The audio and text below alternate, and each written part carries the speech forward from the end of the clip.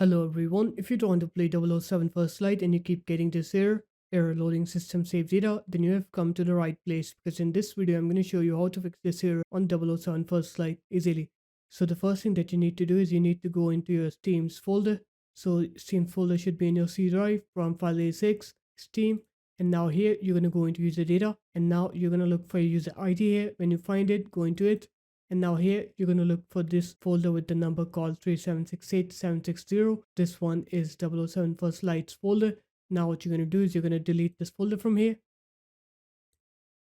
After that, now what you're going to do is you're going to open up your games platform, which is Steam for me.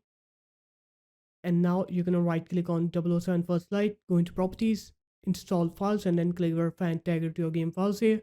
Once you do that, now you're going to go ahead and try to play 007 First Light and you'll see that your game will now work.